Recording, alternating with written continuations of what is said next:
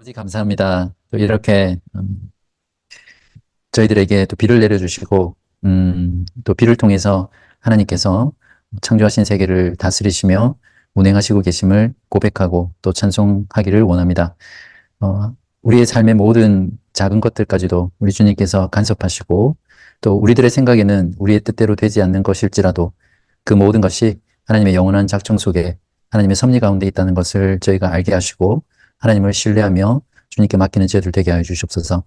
무엇보다 미드컴에서 바른교회로 개척 사역을 시작하게 되는데 이 모든 과정 속에서도 하나님의 섭리가 분명히 계셨고 또 앞으로도 하나님께서 이 교회를 하나님의 뜻대로 건강하고 온전한 교회로 세워주실 것을 또 믿고 바라며 기대하며 하나님께 이 모든 것들을 맡기기를 소원합니다.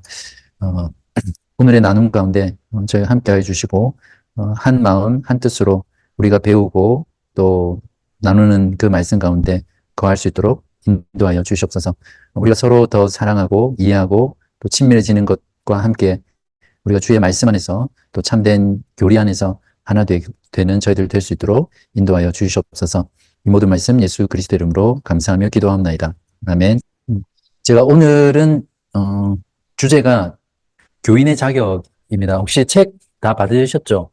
안 받으신 분 없으시고 읽어보신 분? 어떤 책 먼저 읽고 계세요? 노란 책 예배에 대한 부분.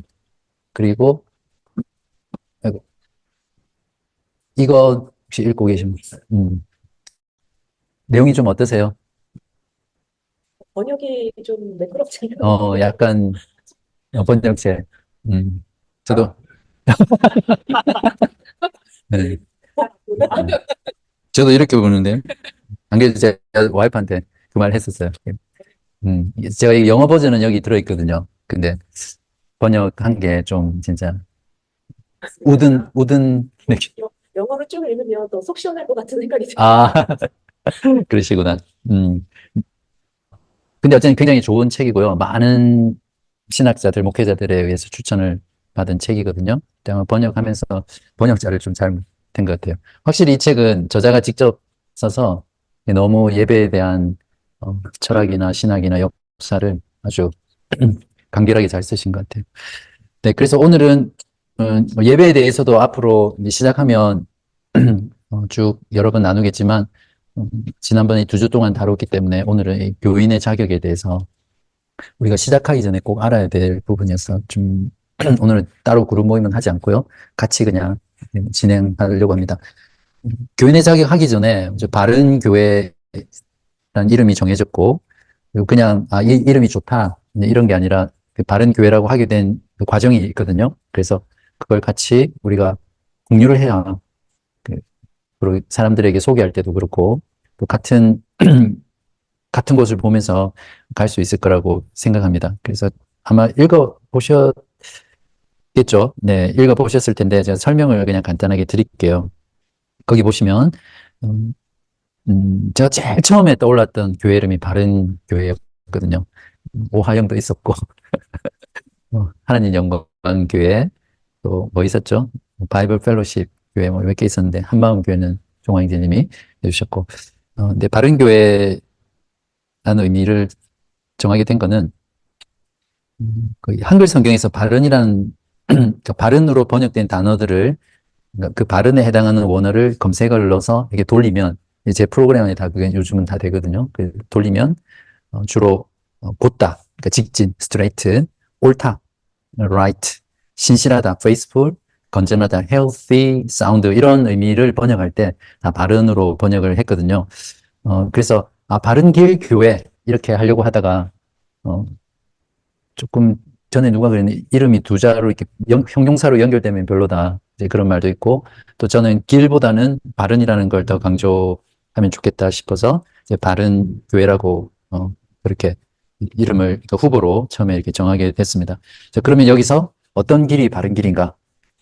즉 길이 참 많잖아요, 세상에는. 특히 신앙생활 할 때도 길이 많은데 어떤 길이 바른 길인가 그걸 우리가 알아야 되는데 여호수아서 1장에 보면 모세가 죽은 후에 여호수아를 다시 새로운 지도자로 세우시고 모세를 통해서 세웠죠. 그리고 여호수아에게 직접 말씀을 하십니다. 가나안 땅을 정복하기 전에 그때 두려워하지 말고 강하고 담대하라라고 하면서 그 어떤 길을 가야 될 건지 거기 설명을 하거든요. 그래서 여호와께서 모세에게 명령한 모든 율법을 다 지켜 행하면서, 그러니까 하나님이 모세에게 지키라고 명령한 이스라엘 백성들에게 명령한 그 모든 율법을 다 지켜 행하되 우로나 좌로 치우치지 말고 하나님의 그 주신 말씀을 바라보며 순종하고 나가라. 이제 그렇게 명령하십니다. 그 길이 이제 살 길이죠. 살 길이고 형통이 보장된 길이라고 설명하고 있는데, 이 길이 곧은 길, 옳은 길, 건전한 길. 그래서 이 길을 이제 우리가 추구해 나가야 될 바른 길로 이해하면 되고요. 결국 구약시대 때 성경이 완성되기 전에 이스라엘 백성들에게 주어졌던 하나님의 모든 말씀은 지금 우리들에게는 어떤 거죠? 성경 전체를 말하죠. 그러니까 하나님께서 예수 그리스도를 통해서 우리에게 말씀하신 모든 거죠.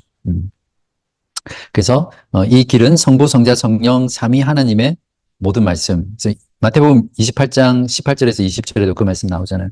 교회의 사명이 내가 분부한 모든 것을 가르쳐 지키게 하라. 그러니까 예수께서 분부한 모든 게 성경 전체의 말씀이죠. 그러니까 성경 전체의 말씀이 어떻게 예수님이 말씀하신 건가 이렇게 생각할 수 있는데, 결국 성경 전체의 핵심은 예수 그리스도에 대한 거죠.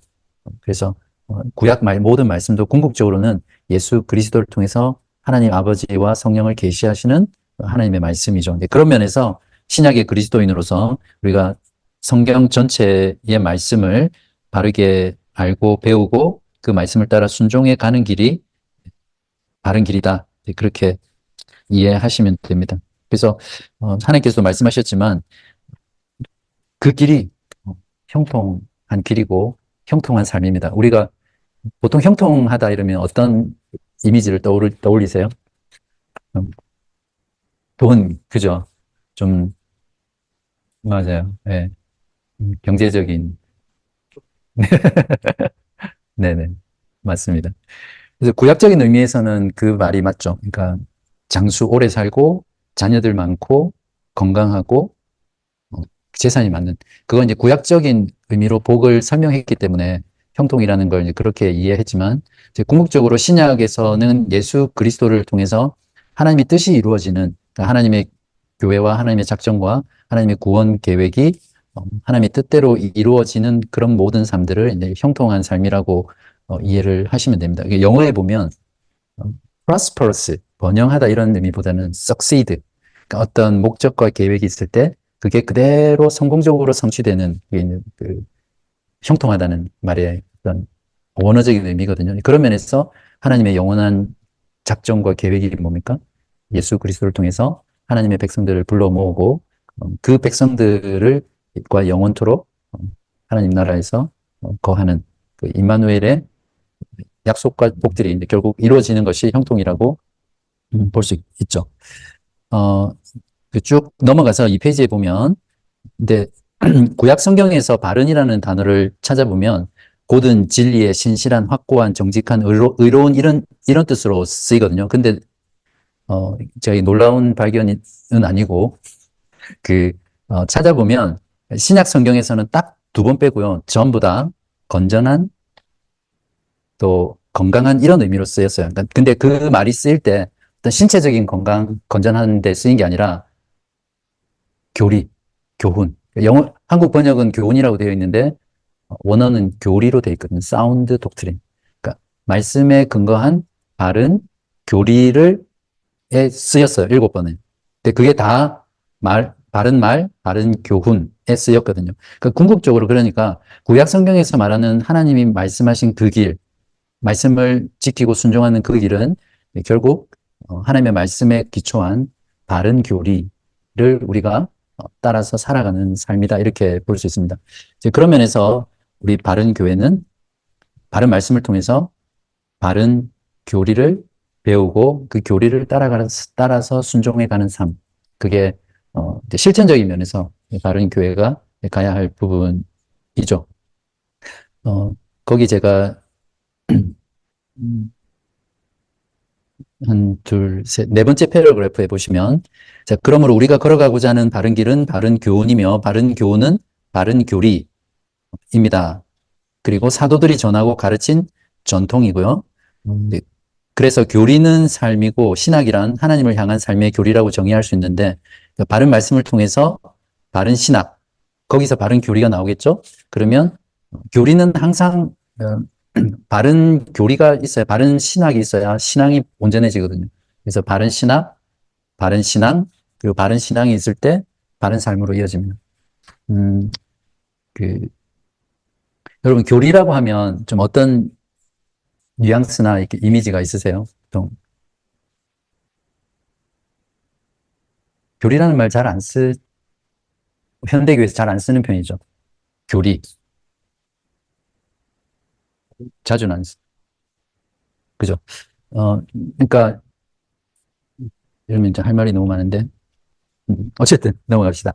아무튼 교리라고 생각했을 때 교리를 어떤 지식적인 거, 신학자들이 하는 거라든지 뭔가 딱딱한 거로 이해하기 시작한 거는 굉장히 현대적인 일이거든요. 그래서 교리를 버리기 시작하는 거예요. 그러니까 오늘날 현대 교회를 진단해 보면 교회 안에 교리와 신학이 실종된 시대다 이렇게 평가를 하거든요. 근데 교리라는 거는 결국 여기도 정해 있지만 하나님을 향한 삶의 교리거든요. 그러니까 교리가 잘못되면 삶이 잘못됩니다. 반드시 그렇게 돼 있어요. 이단들 보세요. 이단들이 왜 그런 삶을 사냐면 그들은 잘못된 교리에 철저하거든요. 그러니까 그 잘못된 교리를 믿고 살아가니까 거기에 따라서 순종하면서 사는 삶은 결국 파괴적인 삶이 될 수밖에 없는 거죠. 그래서 교리는 삶이 되고요. 삶은 교리가 되게 돼 있어요. 그렇기 때문에 바른 교회에서는 이 바른 신학을 통해서 바른 교리를 계속해서 어린아이부터 장년까지 가르치고 배우고 또 그것을 주님 말씀하신 대로 지킬 수 있도록 삶에서. 그러니까 교리를 삶에서 순종하지 않는 거는 점점 교만해지죠. 교리는 많이 하는데 삶이 따라오지 않으면 이제 더 교만한 신자로 만들 수 있기 때문에 그래서 어, 그 부분을 좀 강조하려고 합니다. 그래서 바른 말씀을 통해서 바른 신학이 나오고 바른 신학에서 신앙이 나오는 거죠. 우리의 믿음은 결국 무엇을 믿느냐라는 대상이 필요한데, 그래서 그 신학이 올바를 때 바른 교리가 바른 신앙이 나오죠. 그러면 신앙이 온전하면 바른 신앙이면 삶도 바른 삶이 나오는 거죠. 여기서 바르다는 건 도덕적인 바른다는 걸 말하는 게 아니라 하나님의 기준에서 옳은 길, 그걸 말하는 거죠. 그래서 그 이걸 적으면 뭐 제가 여러 가지 말을 했지만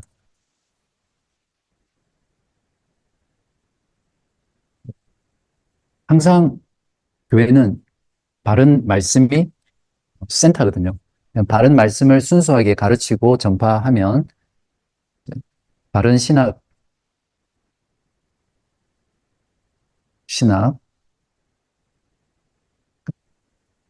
이렇게 쓰셔도 돼요. 바른 신학, 바른 신앙,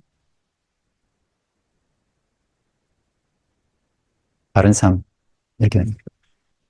근데 이렇게 올라가지 않아요. 그러니까 사람들이 보통 잘못 이해하는 게 행동, 삶 여기에서 시작해서 이렇게 올라갈 수 있다고 생각하거든요. 절대 그렇지 않아요.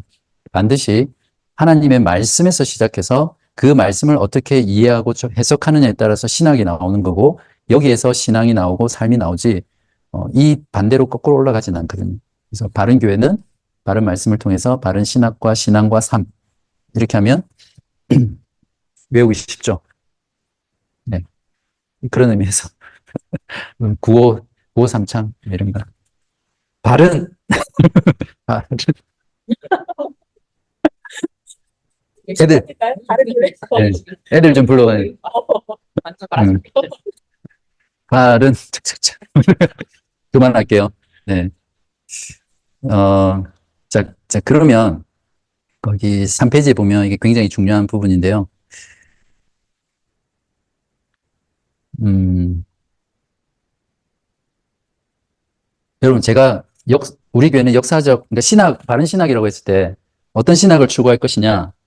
그러면 제가 역사적 개혁 신앙이다 이렇게 표현을 가끔씩 했잖아요. 개혁주의 신앙이 어떤 겁니까? 굳이 그런 용어를 써서 우리 신학을 규정해야 될 필요가 있나요? 어떻게 나중에 따로 개혁주의 신학이 뭔지 말씀을 드릴 때가 있을 텐데,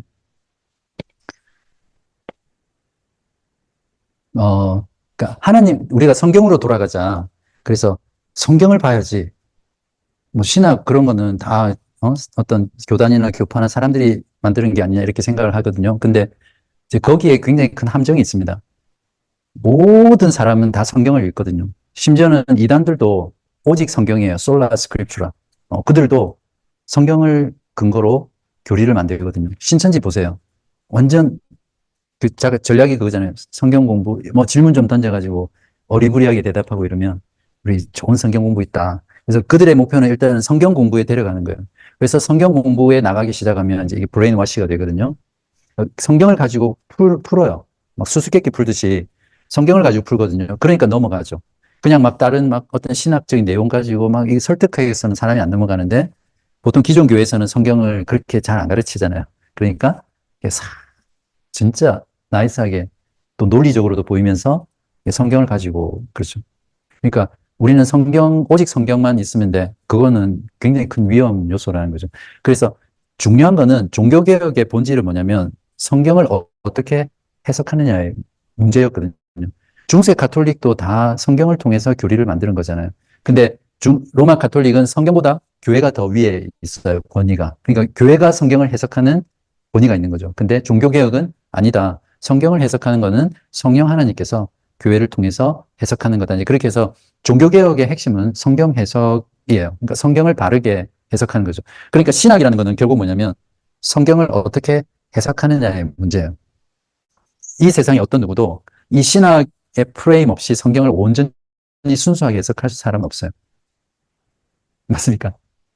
또 고삼창할까요? 그래서 어떤 신학을 우리가 추구하느냐가 굉장히 중요하거든요. 그래서 개혁신앙이라는 건 결국 뭐냐면 중세 1000년 동안 잃어버렸던 바른 신학을 초대교회 사도들과 선지자들 예수께서 가르쳐준 그 복음으로 돌아가서 거기서 회복해서 이루어낸 신학이 개혁주의 신학입니다. 그러니까 감리교도식 감리교 신학이 있고 또 어떤 교단이 있나요? 성공회도 내 안에 파가 많아서 어쨌든 교단과 교파별로 신학이 다 여러 가지가 있어요. 뭐 성결교라든지 또 저쪽에 이장측 한신이라든지 또 오누리 교회는 오누리 교회대로 신학이 있거든 나름대로. 그런 신학들 중에 어떤 신학이냐고 했을 때 이 개혁주의 신학이 가장 성경적인 신학의 체계예요. 틀. 근데 그냥 하나의 신학이 아니라 그 신학은 16세기 종교개혁부터 시작해서 17세기를 거치면서 역사 속에서 검증되고 개발되고 발전된 신학의 체계거든요. 그래서 그걸 역사적 개혁 신앙이다. 우리가 이렇게 하고 그 신학을 우리가 함께 배우고 그걸 토대로 성경을 이해하고 또 해석하고 적용하는 그런 거죠. 그래서 조금 이론적인 부분이라도 여러분이 아시면 좋겠어요. 처음에 종교개혁 누가 했습니까? 마틴 루터. 네, 마틴 루터가 했죠. 물론 루터가 처음 종교개혁을 한 건 아니에요. 그 전부터 이미 많은 개혁자들에 의해서 그 개혁이 이루어져 왔죠. 그러니까 루터는 자기도 모르게 그냥 종교개혁에 불을 붙인 거죠. 그 구텐베르크가 아니라 예, 위텐베르크인가 그 성에 95개조 반박문을 붙이면서 그때 구텐베르크의 인쇄술이 발명되면서 그게 오늘날로 치면 소셜 미디어죠. SNS처럼 그 당시 유럽 세계로 쫙 퍼지면서 종교개혁이 불처럼 일어난 거거든요. 근데 이 마틴 루터가 개혁한 이 종교개혁 사상을 물론 여기 쯔빙글리가 있는데 통해서 칼빈이 집대성했어요. 근데 루터는 사실 개혁은 했지만 신학적으로나 교리적으로 좀 이렇게 옆으로 나갔어요. 그리고 지금은 더 많이 나갔죠, 루터교는.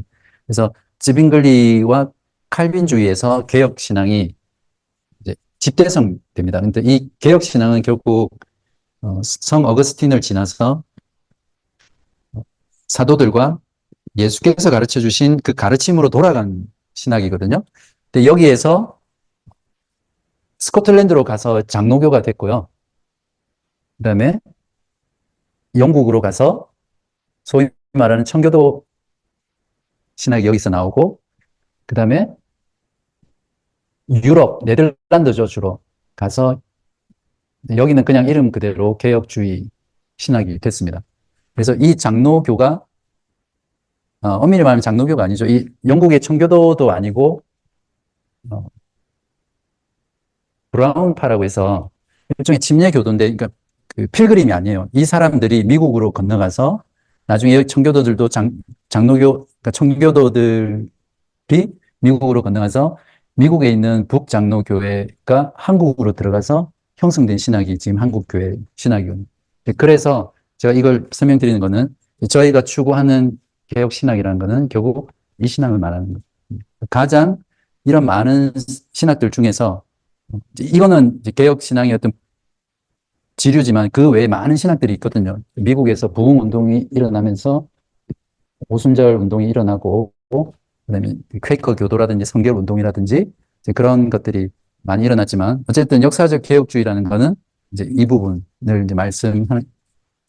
그래서 우리는 이 신학을 다시 잘 배우고 또 이것을 통해서 우리가 하나님을 더 바르게 이제 알아가는 작업들을 하려고 합니다.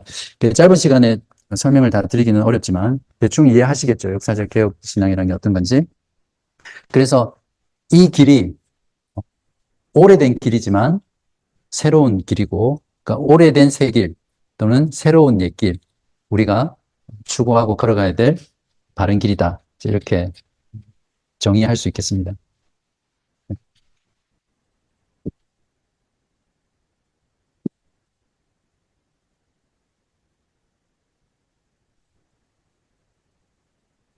오시느라 고생했어요.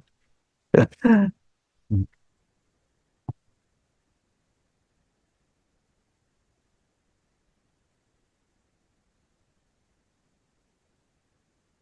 지금까지 한 내용 이해를 좀 하셨어요? 네. 자, 그러면, 이런 어떤 기본적인 내용을 가지고 저희가 바른 신학을 추구한다라는 내용에는 하나님의 말씀인 복음을 순수하게 전파할 건데, 이제 그 방편으로서 강의 설교를 하죠. 그리고 정통 교리를 가르칩니다. 주일 오후에는 어, 특별한 이변이 없는 한 이 교리 공부를, 그러니까 그냥 단순히 교리가 아니라 이 역사 속에서 개혁 교회들이 남겨놓은 정말 탁월한 유산들을 공부해 나가는 거죠. 거기 보면 하이델베르크 교리문답, 벨직 신앙 고백서, 도르트 신경, 웨스트민스터 신앙 고백서 이런 것들을 우리가 주일 오후 때 체계적으로 배워 나갈 거고요. 근데 제가 하이델베르크 교리문답을 우리 교회에서 1년 동안 강의할 때 그때 들었던 교우분들의 여러분들이, 되게 많은 분들이 왜 지금 이런 공부를 했는지 너무 안타깝다, 그런 말씀을 많이 하셨어요. 그런 내용들을 이렇게 하나하나 배우면서 그분들이 20년, 10년, 15년, 30년까지도 신앙생활 하신 분들인데도 평생 신앙생활 하시면서 이런 말씀을 통한 바른 교리를 체계적으로 깊이 있게 배워본 적이 없으신 거죠. 그런 면에서 여러분들이 이런 공부들을 하시면 여러분의 신앙에 굉장히 많은 성장이 있을 거고, 특별히 다른 것보다 이제 개인적인 고백인데, 제가 이 개혁신앙을 배우고 알게 되면서부터 하나님을 더 깊게 만날 수 있었다고 해야 될까요? 그리고 신학이라는 게 정말 아름다운 수 있구나, 그런 확신을 많이 하게 됩니다. 그러니까 우리가 하나님의 영광 많이 하지만 정말 이 신학을 통해서 하나님의 그 아름다움, 존귀하신 영광, 그분의 지혜, 그분의 계획, 그분이 예수 그리스도를 통해서 하셨던 그런 모든 일들을 통해서 정말 그 신앙의 지평이 넓어지고 깊어지고 풍성하게 체험하게 되는 그런 신앙 생활을 할 수 있거든요. 그런 면에서 제가 누렸던 이 놀라운 기쁨과 감격들을 여러분과 이 말씀을 통해서 나누고 싶은 게 저의 바람입니다. 그리고 두 번째는 제가 여러 번 이야기를 했고, 세 번째 마지막 바른 삶인데요. 결국 개혁 신앙이라는 건 뭐냐면 모든 삶을 통해서 하나님의 영광을 추구하는 삶이에요. 사람들의 그 죄된 본성상 하나님의 영광을 추구하면서 산다고 하지만, 신앙생활을 한다고 하지만 결국엔 다 자신을 추구하는 거거든요. 근데 이 신학은 정말 나의 존재의 목적도 이유도 하나님의 영광을 위해서라는 걸 믿음으로 깨닫게 되고, 그래서 그분의 영광을 추구하면서 사는 삶을 살게 되죠. 네, 그러면서 거룩한 삶을 추구하게 되고, 영혼을 구원하는 일에 헌신하는 삶을 살게 되고요. 또 하나 중요한 건 뭐냐면, 여러분, 신앙이 성장한다는 게 어떤 거라고 생각하세요? 신앙이 성숙하고 자라간다. 여러분, 1년 전에 여러분의 신앙을 돌아봤을 때, 1년 지난 지금 내가 신앙이 자랐다라고 했을 때, 어떤 걸 보고 신앙이 자랐다, 성장했다, 이렇게 표현할 수 있습니까?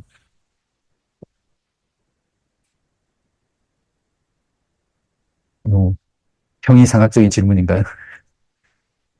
우리 모두의 목표가 신앙이 자라는 거잖아요. 근데 1년 전을 돌아봤을 때, 내가 신앙이 자랐다. 라는 걸 좀 이렇게 느낄 수 있는.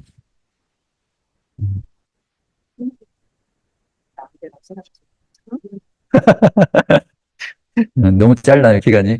20년 전에 비하면? 네, 그렇죠. 뭐, 여러 가지로 우리가 평가할 수 있겠지만, 뭐, 당연히 하나님을 아는 지식에서 자라야 신앙이 자라겠죠. 네, 그런 측면들 말고, 저는, 결국 하나님과의 관계가 깊어지는 게 신앙이 성장했다라고 할 수 있거든요. 아무리 우리가 지식이 많아지고, 또, 많은 걸 알아도, 결국 하나님과 나 사이의 그 관계가 더 깊어지고 풍성해지고 넓어지지 않았다면 온전하게 신앙이 성장한 거라고 볼 수가 없죠. 제가 이 말씀을 드리는 거는 이 개혁주의 신앙의 그 핵심이 뭐냐면 하나님을 즐거워하는 삶이에요. 하나님의 영광을 추구하는 삶과 함께 하나님을 엔조이하는 삶이 신학이고 삶이거든요. 그래서 우리가 신앙생활할 때 종교 생활을 하면 신앙생활 자체가 너무 막 부담스럽잖아요. 힘들고 막 교회 나가야 되고 왜 자꾸 교회는 사람을 부르는 거야? 우리 교회 말고. 네. 그 신앙생활이 짐이죠.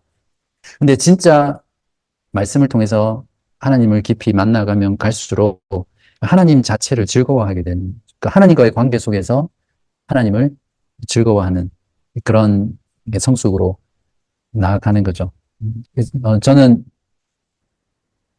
이거야말로 우리가 신앙이 성장하는 데 있어서 두어야 될 중요한 목표라고 확신합니다. 그래서 내가 하나님 그 자체를 즐거워할 수 없다면 어쩌면 너무 종교 생활이나 형식적인 신앙생활을 하고 있을 가능성이 높죠.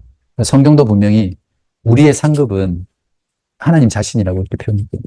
그게 참 그렇죠. 상급이 뭐 돈이나 재물이나 물질이나 건강이나 어떤 그런 게 아니라 심지어는 뭐 천국도 상급이지만 많은 곳에서 여호와 자신이 내가 너희들의 상급이다. 이렇게 표현하면 또는 어떨 때는 내가 너희들의 기업이다. 이렇게 표현하거든요. 그러니까 하나님을 즐거워하고 하나님을 아는 것이 우리의 상급이죠. 기쁨이고. 그런 신앙을 우리가 같이 함께 바른교회에서 격려하면서 이루어가면 좋겠습니다. 그리고 한 가지만 더 말씀드리고 잠깐 쉴게요. 음, 거의 세 번째 보면 일상에서 이루어가는 하나님 나라라고 되어 있거든요. 우리가 주일에 교회에 와서 하는 그 날뿐만 아니라 우리의 모든 삶의 영역에서 그곳에서 하나님의 영광을 추구하고 하나님을 즐거워하고 하나님의 백성다운 삶을 살아가는 그러니까 일상의 영성을 추구해 나가는 것이 우리가 함께 추구해 나가야 될 부분입니다. 그래서 종교개혁자들이 발견했다기보다 회복한 게 뭐였어요? 그 보케이션이라는 말이 직업학교를 보케이션이라고 하나요? 테이블 보케이션이라고 하죠.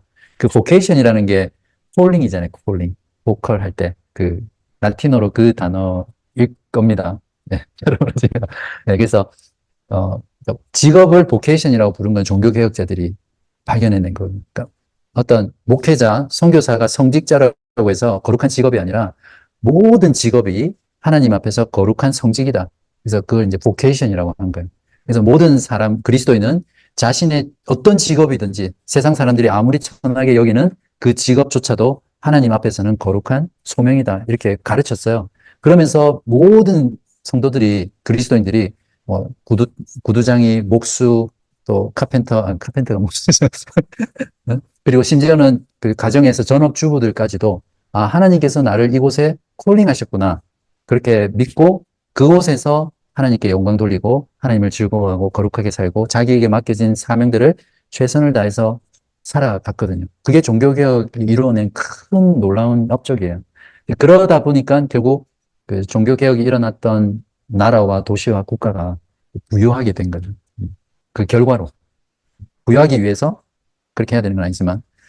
그런 면에서 저는 설교든 또 가르치는 부분에서 여러분의 일상 속에서 하나님의 나라를 이루어가는 그 일상의 영성을 추구할 수 있도록 좀 많이 격려를 하려고 합니다. 그래서 우리 주의자매님 지금 전업주부로 자녀를 양육하지만 그 자체가 하나님이 부르신 자리고 그곳에서 최선을 다해서 남편을 섬기고 자녀를 양육하는 게 하나님의 콜링이라는 거죠. 그래서 거기에 최선을 다하는 거예요.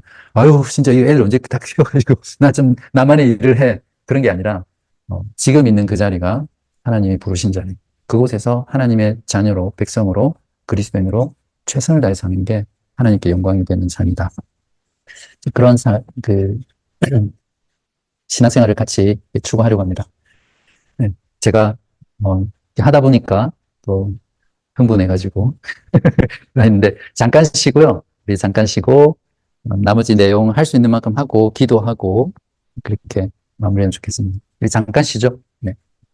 바른 교회 설명을 하느라 시간을 좀 보냈는데 교인의 자격 좀 보겠습니다. 일단 책을 꼭 읽어보시고요. 제가 책의 한 챕터 빼고는 중요한 부분은 다 정리를 했어요. 제가 박수 쳐야 됩니다. 제가 다 읽으세요. 여기 표현 스포가 아니에요. 네네. 뭐 책 읽을 시간이 정 없다. 그러면 이거 자, 제가 전에도 말씀드렸던 것 같은데 바른 교회는 좀 교인의 자격을 좀 강화시키겠다 이렇게 말씀을 드렸어요. 이제 그거는 오늘날 현대교회의 현상이기도 하고 또 제가 저희 교회에서 9년 동안 목회를 하면서 늘 가졌던 좀 아쉬움 중에 한 부분이었어요. 저희가 지금 230명 현재 정기 출석자가 등록이 되어 있는데 주일 출석이 많으면 165명 또 이렇게 뭐가 있고 이러면 140명도 되고 그래서 한 평균 한 70% 정도 주일 출석을 하고 있거든요. 근데 어쨌든 거기 보시면 제가, 그렇게 이 부분을 좀 강조하려고 하는 중요한 이유가, 그 어떤 정확한 절차나 교인 자격에 대한 심사 없이 일정한 횟수만 출석하면 보통 교인이 되잖아요. 이제 그렇게 하게 되면 좋은 점도 있거든요. 그냥 누구나 좀 쉽게 빨리빨리 교회에 지체가 될 수 있고, 숫자도 이렇게 빨리 늘어날 수 있는 가능성도 있는데, 오히려 부정적인 현상들이 굉장히 많습니다. 오히려 천천히 가더라도 교인의 자격을 절차에 따라서 철저하게 검증을 해서 우리 멤버로 받아들이는 게 교회가 건강하고 튼튼하게 오래 지속될 수 있는 중요한 부분이거든요. 많은 교회들이, 특히 개척 교회들이 한 사람이 귀하기 때문에 누가 새로 오면 막 받아들이잖아요. 그러면 막 많을 때는 뭐 70명, 80명까지 갔다가 한순간이에요. 한순간에 다 없어져요. 교회에 좀 어떤 문제가 탁 생기잖아요. 그러면 순식간에 무너지고 또 나중에는 뭐 10명, 뭐 20명 또 다시 이렇게 남게 되고 개척교회뿐만 아니라 기존의 많은 대형 교회들도 이런 현상들이 너무나 지금 많죠. 일단 제일 큰 거는 주일 공예배 참석률이 굉장히 낮다는 거고요. 그리고 뭐 주일 공예배가 그러니까 보통 다른 교회 공적인 모임, 정기 모임, 행사, 교육훈련 이런 것들 자체도 참석률이 굉장히 낮죠. 그리고 다른 것보다 우리가 교회는 하나님의 가족이다. 그렇게 늘 또 성경에도 그렇게 가르치고 그렇게 말은 하지만 실제 교회에 누가 처음 와서 새 가족이 됐어도 이 사람이 새 가족이구나라는 걸 인지하고 서로 교제하지 못하는 경우가 너무 많아요. 그렇잖아요.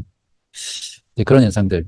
그 다음에 이거는 더 심각한데 교회를 그러니까 들어올 때도 그냥 뭐 당연히 제 발로 들어오지만 쉽게 들어오고 쉽게 멤버가 되고 그러다 보니까 나갈 때도 그냥 바람처럼 이렇게 사라지는 분도 계시고 그냥 교회 예를 들어서 설교를 듣다가 설교가 내가 생각하는 거 안 맞아. 그러면 교회를 떠나고 또 누구와 관계가 어려워. 그러면 또 교회를 떠나고 그냥 내가 선호하지 않는 부분이 보여. 힘들다 그런 교회를 떠나고. 이런 현상들이 기존의 교회에서도 많고, 또 우리 교회에서도 근데 솔직히 그런 케이스들이 가끔씩 또 있었잖아요. 그러니까 이게 어떤 하나님의 가족이라는 이런 공동체적인 그런 부분들이 굉장히 약화되는 면들이 많습니다.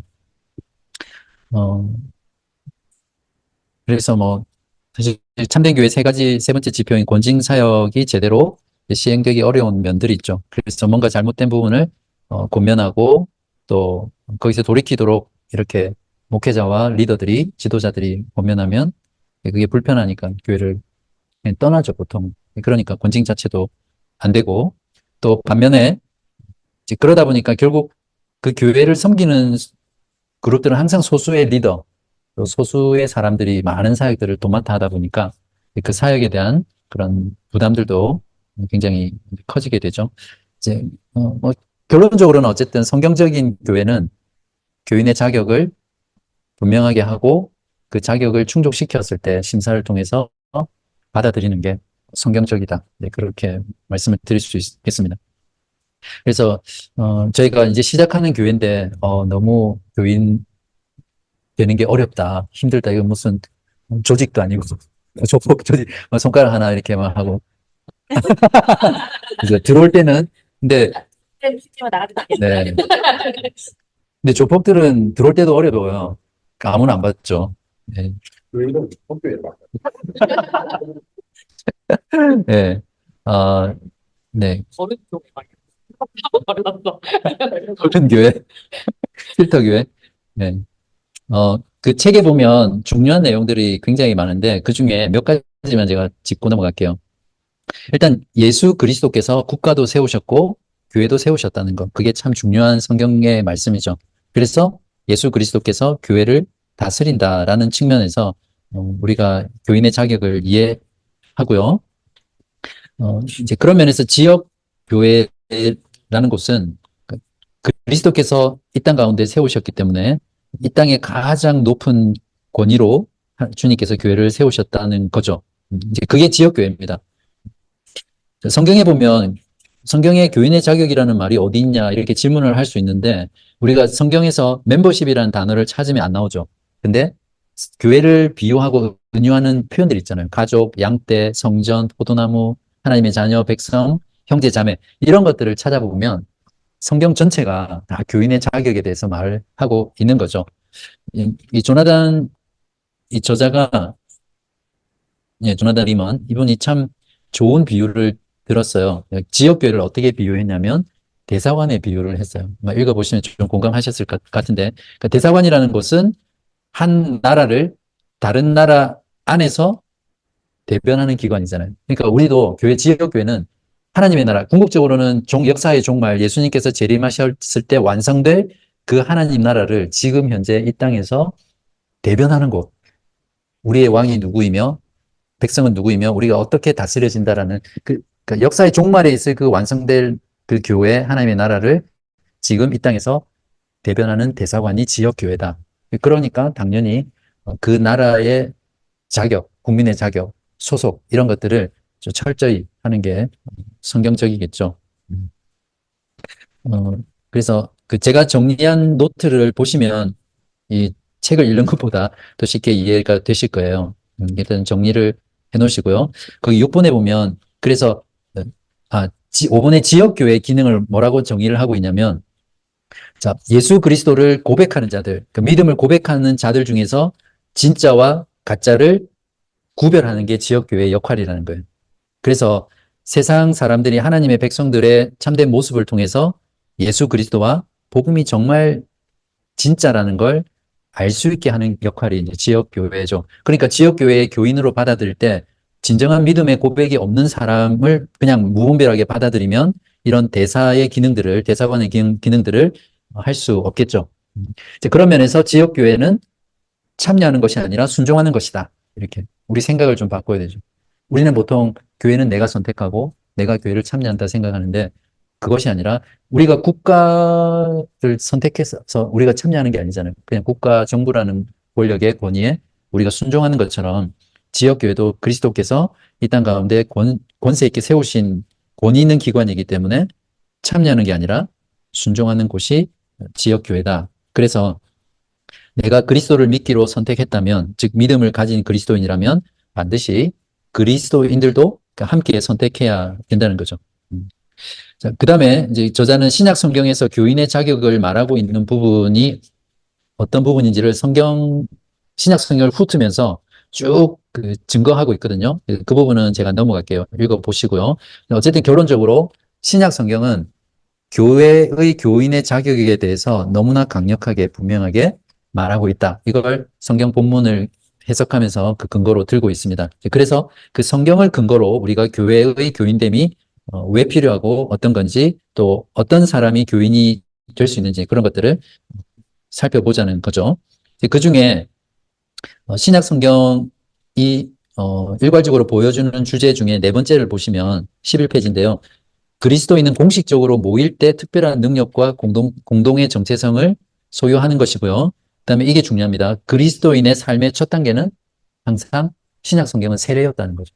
예수님께서도 모든 족속을 가서 모든 족속을 제자로 삼아 아버지와 아들과 성령의 이름으로 세례를 주라고 세례를 명령하셨는데, 신약 성경에도 보면 항상 예수를 믿고 회개와 믿음을 통해서 예수를 믿은 자의 그리스도인의 삶의 단계는 세례였다는 거죠. 사도행전 2장, 또 2장 41절에도 다 믿은 사람은 세례를 받았다, 세례를 받았다, 세례를 받았다, 이렇게 표현하고 있거든요. 자, 종합 소결론. 그러므로 그리스도인이 된다는 것은 교회에 속한다는 것이다. 그래서 믿고 회개한 뒤에 교회에 나가지 않는 자는 그리스도인입니까? 아닙니까? 그리스도인일 수가 없죠. 이제 그러면 제가 그냥 코멘트를 달았는데, 교회 안 나가는 성도를 가난한 성도라고 그러잖아요. 그러니까 교회 안 나가는 사람을 성도라고 부르기 어려운 거죠. 예. 그리스도인이라고 할 수도 없고. 이제 그런 면에서 온라인 교회라는 말 자체가 어떤 코로나나 이런 것들로 인해서 일시적으로는 허용이 될 수는 있지만, 이런 지역교회, 성경이 말하는 지역교회의 본질을 보면 성경적이지 않다 할 수 있죠. 그리고 나 예배에서도 다루겠지만, 그, 우리가 교회로 모여야 되는 정말 중요한 이유가 성찬에 참여하는 거거든요. 근데 이제 그런 예배의 중요성에 있어서 성찬이 필수라고 보면, 온라인으로 교회를 모인다. 이거는 아주 비성경적인 요소들, 불완전한 교회론이라고 볼 수 있습니다. 이제 그 다음에 교회란 무엇이고 교회의 교인이란 무엇인가를 좀 정의를 해야 되는데, 지금 시대에 저도 그렇고 여러분들 그렇고 제도라는 걸 좀 싫어하시죠? 형식이라는 걸 좀 싫어하죠. 그리고 교회 안에 지도자가 있고 감독이 있고 직분자가 있고 이런 걸 좀 싫어하시잖아요. 저만 그런가요? 아, 좋아하세요? 네. 그래서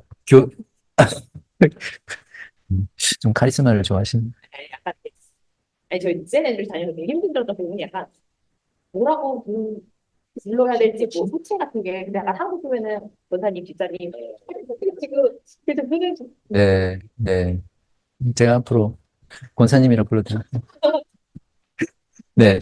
네, 물론 이제 잘 말씀하셨어요. 장로, 집사, 권사 이런 게 이제 제도적인 교회의 직분이죠. 어쨌든 교회라는 거는 유기적인 기관이고 또 제도적인 기관이라는 거. 예수님께서 세우신 교회는 유기적인 면보다는 제도를 세우셨어요. 마태복음 16장, 18장에 보면 내가 베드로의 고백에 내가 베드로 너 위에 내 교회를 세운다고 했을 때 그거는 베드로라는 사람 사도죠. 감독이죠. 그리고 그 사람의 고백, 신앙 고백. 그런 제도 속에서 그리스도께서 교회를 세웠다는 걸 볼 수 있습니다. 지금 그런 내용들이 책에 있는데, 아무튼 교회는 유기적이면 성전, 또 하나님의 가족, 한 몸, 이런 유기적인 의미도 있지만 감독과 장로와 집사와 권사는 없어요, 성경에. 어쨌든 그런 교회 안에 세운 교사 이런 직분도 있고 또 틀이 있는 거예요. 이제 그렇기 때문에 교인의 자격은 성경적이라는 거예요. 자, 거기 또 하나 중요한 부분이 지역교회 모임이 중요한 이유가 뭐냐면, 그리스도인에게는 이 교회로 모이는 이 모임이 최고의 충성을 선언하기 위해서 공개적으로 나서는 곳이기 때문에 모임이 중요하다고. 우리가 공예배로 모여서 말씀을 듣고 성례, 세례와 성찬을 시행하고 권징을 하는 이런 모임 자체가 우리가 그리스도의 나라의 시민으로서, 국민으로서 그리스도께 최고의 충성을 선언하는 공개적인 자리이기 때문에 중요하다. 이제 그렇게 이해를 할 수 있습니다. 그래서 정리하면 지역교회란 14페이지 제일 밑에 보면 하나님 나라의 복음을 선포하고 복음의 고백자들을 거기 확증에 동그라미 치셔야 돼요. 그러니까 교회가 하는 역할이 복음의 고백자들이 참된 고백을 하고 있는지를 확진하는 거예요. 그러니까 쉽게 말하면 교인을 심사하는 거예요. 교인을 받아들일 때 이 사람이 정말 참된 믿음으로 신앙을 고백하는 자인가를 점검하는 게 지역교회의 교인의 심사의 역할을 하는 거죠. 그리고 고백자들의 제자도를 감독하고, 그러니까 정말 예수 그리스도의 제자로 살아가는지를 감독하고 권면하고, 그렇게 살지 않을 때는 곤징하고, 이제 이런 역할들을 지역교회가 이제 하는 거죠. 네. 그리고 성경에도 참 많이 나오지만 복음을 거짓되게 고백하고 제자라고 사칭하는 자들이 있죠. 그런 사람들을 폭로하는 역할을 하는 곳이 지역교회고, 그래서 바로 그 지역교회는 예수님이 만드시고 공인하신 제도다. 그렇게 이해를 잘 하시면 좋겠습니다. 그래서 그리스도인은 정부에 순종하는 것처럼 교회에 순종해야 된다. 정리를 하고요. 그다음에 교회의 교인 자격이란 그러면 과연 무엇인가? 그러니까 교회의 교인이 됐다는 것은 결국 그리스도의 나라에서 시민권을 가지고 있는 자다. 그러니까 대사관에서 그 나라의 여권을 가지고 있는 자다. 이렇게 이해를 하시면 되겠죠. 그리고 중요한 표현을 하고 있는데, 교회의 교인 자격은 결혼식에서 서약하는 것과 같다. 이렇게 표현을 합니다. 그래서 그리스도의 몸으로서 교회가 개인에게, 이제 거기 써놨죠. 우리는 그리스도에게 대한 당신의 신앙 고백 세례 제자도를 유효한 것으로 인정합니다. 그러므로 당신이 그리스도께 속하고 우리의 교제의 감독을 받는다고 공개적으로 확증하고 인정합니다. 이렇게 말하면 이제 교인이 된 그 사람은 개인으로서 교회 앞에 이렇게 고백하는 거죠. 서약하는 거죠. 내가 이 교회를 신실한 복음을 선포하는 교회로 인정하는 한 나는 내 존재와 제자도를 이 교회의 사랑과 감독에 복종시킵니다. 이렇게 마치 신랑과 신부가 서로 결혼 서약을 하듯이 교인됨이라는 거는 이런 교회와 그 개인이 이렇게 서약하는, 특히 이제 개인이 교회가 자기에게 확증해 주는 것에 대해서 선언하는 이런 관계다라는 거죠. 그래서 나중에 저 뒤에 하겠지만 정교인의 자격을 갖추고 또 소정의 과정을 마치 수료한 사람들이 저는 이 교회에서 정교인으로 신앙생활을 하고 싶습니다. 신청서를 내잖아요. 그러면 그걸 이제 우리 교회는 당회가 없으니까, 장로가 없으니까 이제 운영위원회에서 그 사람의 정교인을 받아들일지 말지를 이제 심사하는 거예요. 그 심사의 내용은 아까처럼 그런 자격들이겠죠. 그리고 그렇게 해서 통과를 했어요. 그 사람이. 벌써 마음속으로 바른교회 정교인 되기 힘드네 이런 생각이 들 수도 있는데 통과를 했어요. 그러면 마지막 단계가 주일 공예배에서 이 서약을 하는 거예요. 근데 한국에도 좋은 교회들이 그냥 쉽게 정교인으로 받아들이지 않고 이런 과정을 통과해서 마지막에 정교인으로 받아들여지면 교회에서 그 다음에 주일 예배 때 서약을 하는 거죠. 정교인으로서. 그런 과정을 도입을 하려고 합니다. 혹시 반대하시는? 성당에서 하는 거랑 비슷한. 성당이요? 아, 그래요. 네네네. 네. 맞아요. 이제 그런 면에서는 가톨릭은 철저하죠. 네. 회원회장. 근데 생각해 보세요. 가족 공동체인데 아무나 받아들일 수 없잖아요. 그죠? 그래서 나중에도 나오겠지만 우리와 신앙 고백이 같아야 되고 회심한 자야 되고 세례를 받아야 되고 이런 조건들이 있죠. 그래서 또 우리 교회에 준비한 새가족반을 마치고 그 다음에 신청했을 때 이 사람이 정말 우리와 같은 공동체 가족이 될 수 있는지를 우리가 심사를 해야겠죠. 그러고 받아들이는 게 그래서 일단 저희가 먼저 이런 내용들을 공부하고 성경적으로 바탕으로 이해를 하고 공감을 해야 또 앞으로 오시는 분들이 그렇게 잘 순종할 수 있을 겁니다. 제가 실제로 전에 개척교회 할 때 이게 개척교회를 딱 하잖아요. 그러면 진짜 꾼들이 있어요.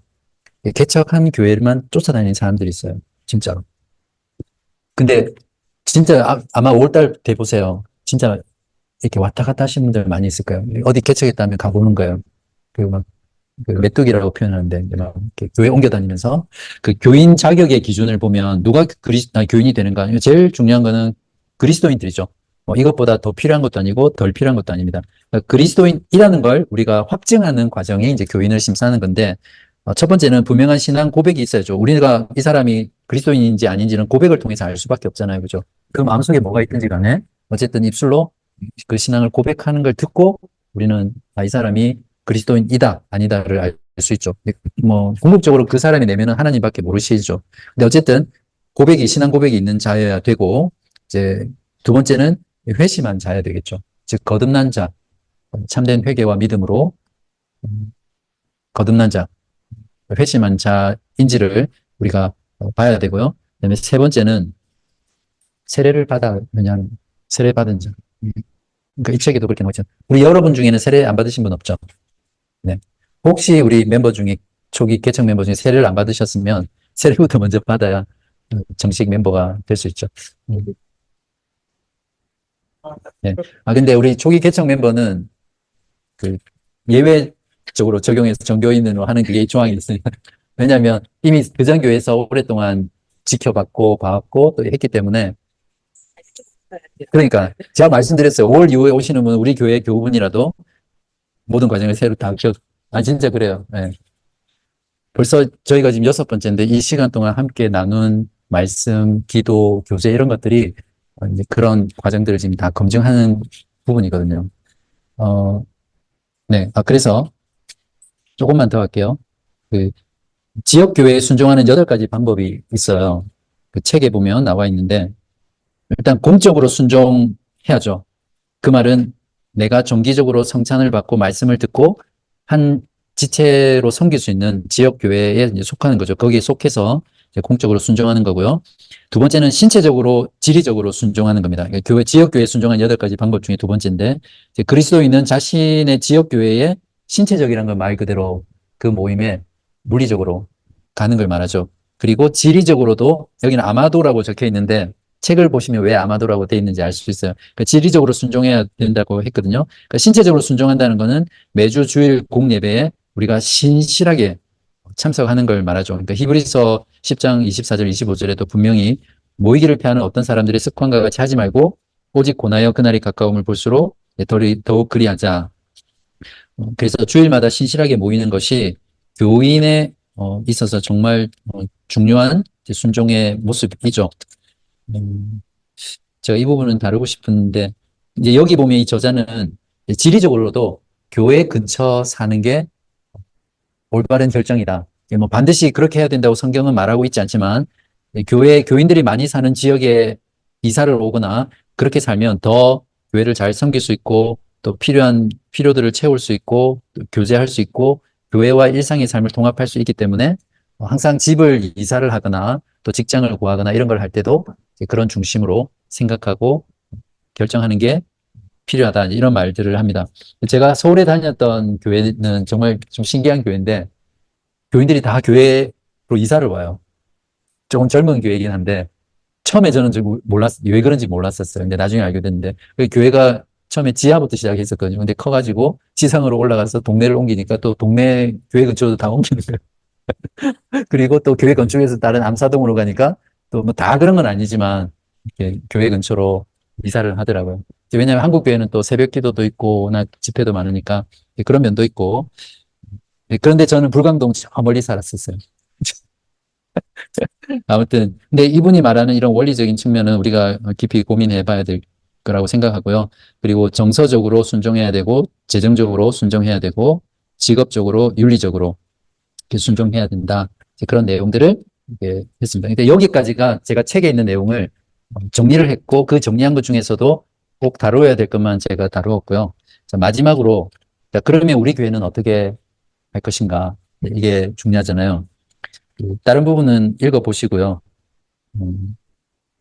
저희 바른교회 교인의 정의와 자격이라고 되어 있는데 말 그대로 이 책에서 정의한 거랑 똑같아요. 첫 번째 회심한 사람이어야 정교인이 될 수 있고 분명한 고백이 있어야 되고 세례를 받으셔야 됩니다. 자, 그래서 이걸 전제로 정교인의 자격은 회심했고 세례교인 또는 입교한 교인, 유아 세례를 받았으면 입교를 해야 성인이 됐을 때 입교를 한 교인이어야 되고요. 신앙적으로는 당연히 예수 그리스도의 복음을 신실하게 믿고 예수를 따르는 제자의 삶을 살기로 결단한 자죠. 근데 입교하지 않은 유아 세례 교인은 정교인이 아니라 이제 중교인에 들어갑니다. 그러니까 아직 노아나 요한이, 조한이 이런 경우는 준교인에 들어가는 거죠. 나중에 입교하기 전까지는 사주 출석하고 등록을 하고, 그 다음에 이거는 약간 바뀔 수는 있는데 제가 고민을 많이 해봤어요. 그래서 세가족반을 10주 과정으로 음, 길게 하려고 합니다. 원래 보통 좀 제대로 하는 교회들은 6개월 출석 기본이더라고. 그러니까 정교인이 되려면 6개월은 출석하는데 어쨌든 10주 과정을 일단 생각하고 있고요. 그리고 이제 그 10주 과정을 마친 뒤에 이분들이 뭐 교회 철학 또 신학 또 여러 가지 것도 들고 또 신앙의 기본적인 걸 배우고 난 뒤에 나는 이 교회에서 신앙생활을 하고 싶다. 정교인이 되고 싶다 하면 이제 이런 자격을 다 갖췄을 때 신청을 하는 거죠. 신청을 하면 그걸 운영위에서 심사해서 받아들이면 그 다음에 공예배 때 서약을 하는 걸로 해서 정교인이 되는 겁니다. 네. 이제 이런 과정을 거쳐서 우리 교회 교인이 되면 쉽게 떠나지 않겠죠. 그리고 어떤 사역에 있어서도 본인이 그렇게 결단하고 서약을 했기 때문에 함께 더 사역에 있어서 더 온전히 힘을 합하고 더 강한 교회로 세워갈 수 있을 겁니다. 비록 늦게 갈 수도 있겠지만, 네, 천천히 더디게 가겠지만. 네, 그래서 공예배 정회원을 서약한 자인데, 본 교회의 신앙 고백과 교회의 기초와 목적에 동의하고 그에 따른 책임과 의무를 성실히 이행할 것을 서약하는 거죠. 그 여기에는. 저는 예를 들어서 너무 노골적이긴 한데, 다른 건 다 서약하는데 저는 헌금은 잘 모르겠습니다. 그러면 이제 정교인이 될 수 없는 거죠. 그러니까 정교인으로서 해야 될 책임과 의무를 이렇게 다 하겠다고 서약하는 거죠. 근데 그거는 전적으로 본인의 의지죠. 그걸 못 하겠다고 하면 정교인이 되지 못하겠죠. 자, 그러면 그런 사람들은 어떻게 되냐? 준교인이라고 이렇게 분류를 했는데요. 그러니까 회심했고 등록했고 세가족반 수료했지만 자, 세례를 아직 안 받았어요. 그러면 그런 분은 세례를 먼저 받게 하고 정교인 신청을 할 수 있겠죠. 그리고 입교하지 않은 경우도 마찬가지고요. 그 다음에 다른 교회에서 임명이 됐다는 건 뭐냐면 다른 교회에서 우리 교회로 와서 신앙생활을 하겠다고 이제 했는데 이제 원래는 같은 교단에서는 다른 교회에서 옮길 경우는 그 전 교회에서 임명증을 가지고 와야 돼요. 왜냐하면 그 사람이 그 전 교회에서 무슨 일을 했고 어떤 잘못을 했고 또 어떻게 신앙생활을 알지 못하잖아요. 그래서 그 교회 담임 목사님이 써줘요, 증서를. 그럼 그걸 임명증이라고 하거든요. 그걸 가지고 온 사람만 받아주게 돼 있어요, 원래. 같은 교단은. 오늘날은 그런 거 없죠. 네, 장로교든 뭐든 없어요. 헌법으로 되어 있는데도 그렇게 잘 안 지키죠. 어쨌든 다른 교회에서 임명이 됐고 또 우리 교회에 등록했지만 본교회 교인 교육과 정회원 서약을 하지 않은 세례교인, 그 사람은 중교인이 되겠죠. 그리고 예수를 믿기로 작정하고 교회에 등록하고 예배에 참석하고 복음의 진리를 배우는 비세례교인, 이 사람도 준교인입니다. 그러니까 정교인은 반드시 세례를 받은 사람으로 하고요. 그리고 입교하지 않은 유아세례 교인 역시 이제 준교인에 속한다. 자, 그 외에는 그냥 이제 교회 등록하지 않고 3개월 이상 출석한 사람은 정기 출석 회원으로 분류를 하고요. 이분도 그냥 너무 시간 6개월 이상 아니면 이렇게 등록하지 않고 그냥 교회만 나올 경우는 우리가 잘 권면해서 어떤 그 다음 단계를 밟도록 해야 되겠죠. 네, 그 외에는 손님입니다. 손님이고 그리고 정교인 임의적으로 거부할 사유 뭐 이거는 그냥 일반적이긴 한데 당연하겠죠. 이단으로 규정된 단체나 소속을 말하지 않고 들어온 사람. 근데 나중에 알게 됐다. 당연히 안 되겠죠. 그리고 성경과 불일치한 신앙을 주장하는 그런 사람들. 그리고 운영위원회, 저희는 당회가 없어서 그 역할을 하는 게 운영위이기 때문에 이렇게 써놨는데, 운영위에서 만장일치로 이 사람은 안 됩니다. 이런 분이 혹시 계시면 정교인이 될 수는 없겠죠. 자, 그래서 그 정교인의 책임 부분을 보시면, 그 코이노니아라고 했는데, 그 주일 예배하고 저희가 교제하는 그 소그룹 모임에 신실하게 참석하는 거고, 당연히 성찬에 참여하는 거고요. 그리고 규칙적인 기도와 헌금을 하는 거. 그런 내용들이 있습니다. 이거는 제가 아직 문서를, 초안을 작성을 완성하진 않았는데, 어쨌든 교인의 좀 빠져 있네. 책임이 있을 것이고, 권리가 있을 것이고, 의무가 있겠죠. 이제 그런 것들을 쭉 정리를 해서 정교인이 될 때 그런 것들을 내가 신실하게 이행하겠습니다. 이렇게 선언하는 게, 서약하는 게 필요하죠. 하나님 아버지, 이 시간 하나님의 살아계심을 생각하며 우리가 믿고 섬기는 하나님이 그저 종교적인 하나님이 아니라 세상을 창조하시고 사람을 창조하셨으며 지금도 역사를 주관하시는 전능하신 하나님이라는 것을 우리가 마음 가운데 깊이 생각하게 하여 주시고 우리가 하나님을 믿을 때, 하나님을 섬길 때, 하나님의 계시의 말씀인 성경을 통해서 하나님을 바르게 알고 바르게 믿고 섬길 수 있도록 도와주시옵소서. 우리 자신의 육신의 죄성으로 인해서 우리 자신이 너무나 드러나고 또 모든 삶에서 내 자신을 만족시키기 위해 나를 드러내기 위해 나를 부인하지 못하고 나만을 추구하는 그런 삶을 떨쳐버리고 성부, 성자, 성령, 삼위 하나님의 영광을 바라보며 하나님의 영광만을 추구하며 살아갈 수 있는 저희들 되게 도와주시옵소서. 우리 사랑하는 교우분들 무엇보다 바른 교회를 통해서 바른 하나님을 알 수 있도록 도와주시고 하나님을 아는 그 넓이만큼 그 깊이만큼 하나님을 더 많이 사랑할 수 있도록 도와주시고 하나님과 더 깊고 친밀한 관계로 나아가게 해주시며 하나님의 선하심과 아름다우심과 하나님의 능력과 지혜와 전능하심과 하나님의 존귀하심을 이론이 아니라 실제 신앙 속에서 영혼 속에서 체험하고 경험함으로 말미암아 우리의 모든 삶 속에서 주를 찬송하는 것이 기쁨이 되게 하여 주시고 어느 곳에 있든지 어디에 있든지 어떤 환경 속에 있든지 하나님을 찬송하고 하나님을 노래하며 하나님을 자랑할 수 있는 그러한 높은 신앙으로 저희들이 나아갈 수 있도록 인도하여 주시옵소서.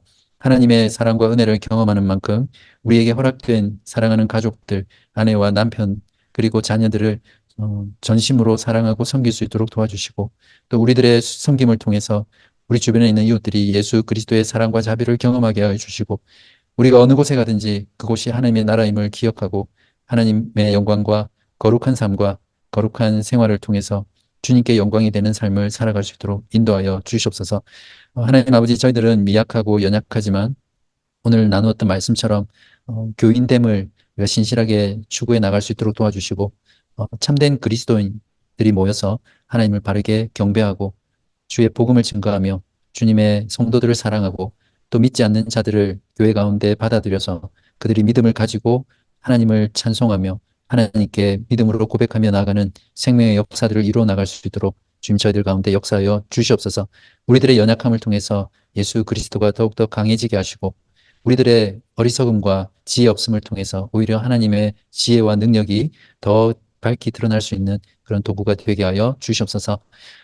우리 간절히 기도하기는 우리 가운데 허락한 어린 자녀들 기억하여 주시고 그들이 어리지만 어릴 때부터 회심하는 역사 있게 해주시고 주의 복음을 알고 이해하는 가운데 인격적으로 주님을 만나서 그들의 모든 삶이 우리 주 예수 그리스도로 인해서 더욱더 복되며 찬란하게 빛날 수 있는 그런 귀한 자녀들 되게 하여 주시옵소서. 우리 모두가 그 아이들을 위해서 기도하며 그들을 양육하고 함께 가족의 자녀로서 잘 받아들일 수 있도록 주님 인도하여 주시옵소서. 돌아가는 발걸음 주님께서 함께 해주시고 비가 오지만 안전하게 귀가하실 수 있도록 우리 주님께서 붙잡아 주시옵소서. 오늘도 우리 가운데 함께하여 주신 예수 그리스도의 이름으로 감사하며 기도하옵나이다. 아멘. 수고하셨습니다.